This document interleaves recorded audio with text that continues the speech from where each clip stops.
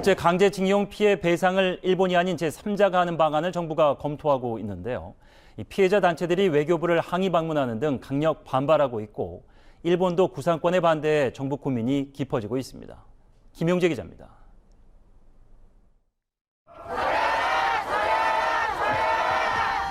일제 강제동원 정부 해법의 폐기를 주장하며 거리에 나선 시민단체들. 박진 외교부 장관에게 보내는 항의 서한을 발로 밟고 구겨 철문 위로 던집니다. 정부 해법은 가해자 중심이자 굴욕적이라며 거세게 비판했습니다. 우리 외교부가 우리 국민들한테 마치 일본의 대리인인 것처럼 얘기하는 것이 과연 타당합니까? 정부는 지난 12일 제3자, 즉 강제동원 피해자 지원재단을 통한 배상안을 발표했습니다. 일본의 사과를 받기 위한 해법은 없었기 때문에 피해자 측 반발로 이어졌습니다. 정부안이 힘을 잃자 정부는 일본의 호응 조치를 거듭 강조하고 있습니다. 일본 측 사죄와 기여가 필요하다는 뜻입니다. 일본으로부터의 호응 조치가 아무것도 없다면 협의할 필요가 없습니다. 일본 정부는 한 걸음도 물러서지 않고 있습니다. 심지어 배상금 변제를 요구하지 않겠다는 담보까지 필요하다는 입장인 것으로 전해졌습니다. 강제징용 문제 해결을 두고 양국 정부 간극이 좁혀지지 않는 셈인데 양국 정상은 또 다릅니다. 윤석열 대통령은 어제 한일 관계가 최근 들어 뚜렷하게 개선되는 흐름이라고 밝혔고 기시다 총리도 현안의 조속한 해결을 강조하고 있어 호응 조치가 제대로 이뤄질지 관심입니다. OBS 뉴스 김용재입니다. 정부가 이르면 다음 주 일제 강제징용 피해자 소송 문제에 대한 해결 방안을 발표할 것으로 보입니다. 하지만 배상 주체에 일본 피고 기업이 빠져 있고 사과 역시 김대중 오부치 선언을 계승한다는 선언적인 차원에 그칠 것으로 알려져 논란이 예상됩니다. 최진만 기자입니다. 정부의 강제징용 해법 발표가 초읽기에 들어갔습니다. 외교부는 현재 외교 당국 간 협의가 진행 중이라며 협의가 종료되는 대로 설명할 것이라고 밝혔습니다. 협상이 막바지에 이른 만큼 이르면 다음 주에 정부 발표가 있을 것으로 관측됩니다. 핵심은 행안부 산하에 있는 일제 강제동원 피해자 지원재단이 배상금 상당액을 원고에게 지급하겠다는 내용이 될 것으로 보입니다. 지지부진했던 강제징용 협상이 급물살을 타게 된 건 일본과의 미래지향적 협력의 필요성을 강조하는 윤석열 대통령의 의지 때문으로 보입니다. 윤 대통령은 3.1절 기념사에서 일본을 협력 파트너로 규정하며 관계 개선 의지를 확실히 밝힌 바 있습니다. 변화하는 세계사의 흐름을 제대로 읽지 못하고 미래를 준비하지 못한다면 과거의 불행이 반복될 것이 자명합니다. 이르면 이번 달 중순 열릴 것으로 보이는 한일 정상회담도 한몫했습니다. 양국 간 최대 현안인 강제징용 문제를 일단락하고 셔틀 외교를 복원해 올해 상반기 중에 한일 관계 정상화를 꾀하겠다는 게 대통령실의 보관입니다. 하지만 논란도 예상됩니다. 정부 발표에는 배상 주체에 일본 피고 기업이 빠져 있는 것으로 알려졌습니다. 일본 정부는 일본 피고 기업 참여 반대 의사를 줄곧 주장해왔습니다. 또 다른 핵심 쟁점인 사과 문제 역시 1998년 통절한 반성과 진심 어린 사죄를 밝힌 김대중 오부치 선언을 계승한다는 표명으로만 그칠 것으로 보여 문제로 지적됩니다. OBS 뉴스 최진만입니다.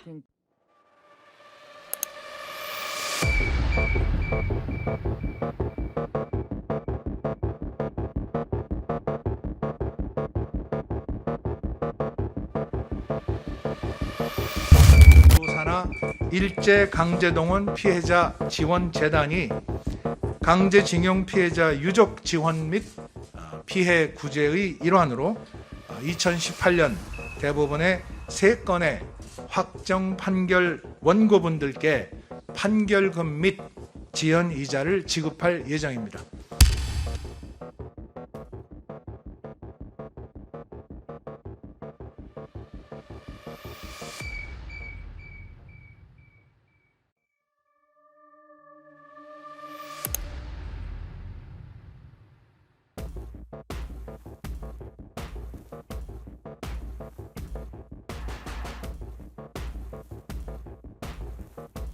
아까 반쪽짜리라는 말씀을 하셨는데 저는 동의하지 않습니다.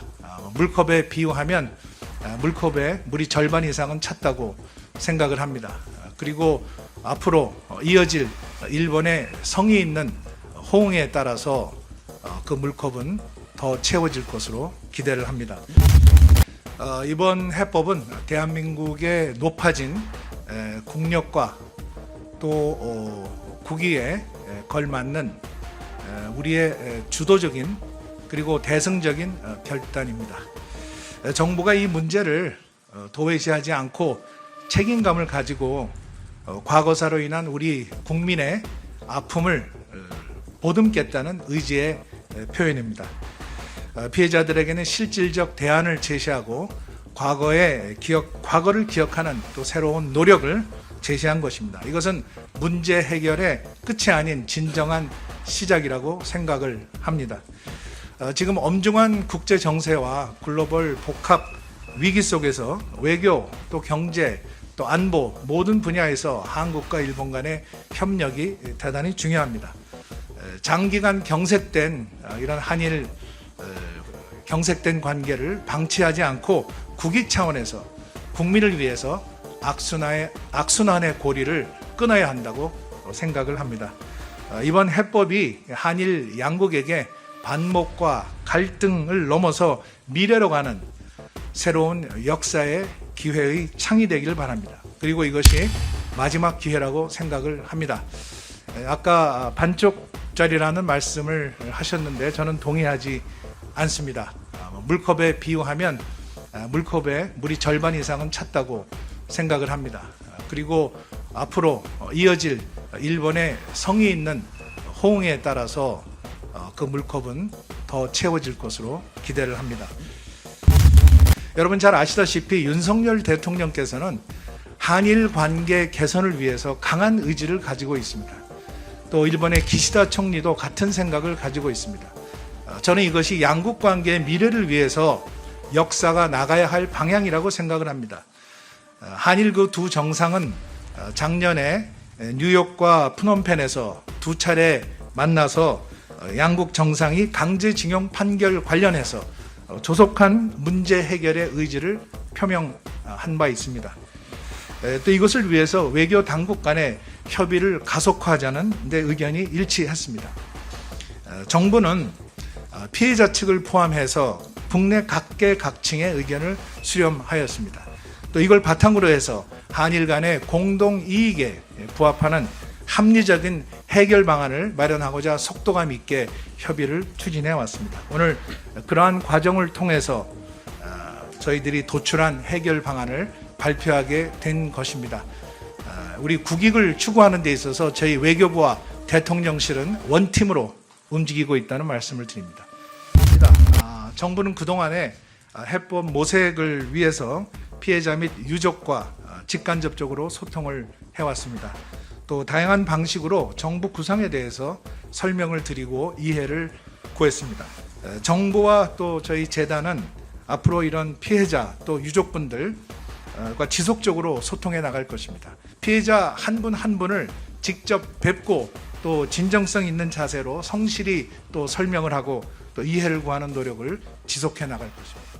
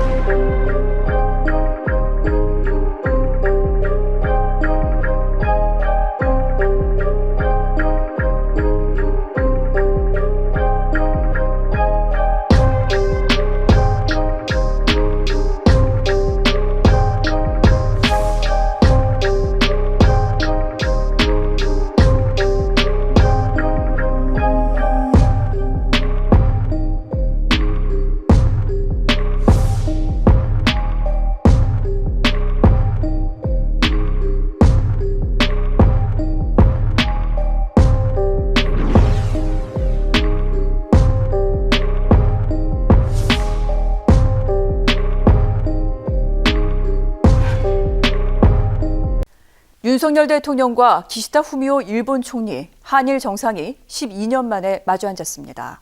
두 정상은 한일 관계 정상화를 위해 협력하자고 합의했지만 과거사에 대한 일본의 직접적인 사과는 없었습니다.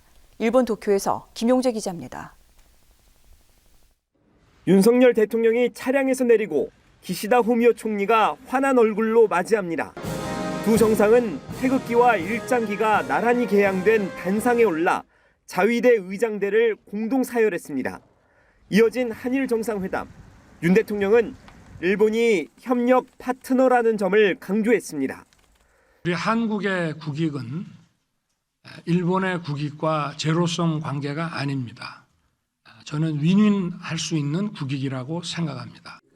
기시다 총리는 벚꽃을 언급하며 정상화되는 한일 관계를 꽃피는 봄 날씨에 빗댔습니다. 다만 일제 강제동원 피해 관련해 직접적인 사과 언급은 없었고 전범 기업의 배상 참여에도 선을 그었습니다. については想定していないものと承知をしております。 대신 일본은 한국에 대한 수출 규제를 해제하기로 결정했습니다. 우리 정부는 전임 정부에서 종료 통보한 군사 정보보호 협정 지소미아 정상화를 선언했습니다. 윤 대통령은 일본에서의 남은 일정을 비즈니스 라운드 테이블 등 경제 외교에 집중합니다. 일본 현지 대학생을 대상으로 강연에도 나서며 미래 세대를 위한 협력을 강조할 예정입니다. 두 정상은 한일 관계의 새로운 미래를 열기 위해 노력해 나가자고 나란히 입을 모았습니다. 다만 공동 선언문이 나오지 않으면서 양국 간 조율할 현안이 여전히 남아있다는 점도 보여줬습니다. 지금까지 일본 도쿄에서 OBS 뉴스 김용재입니다.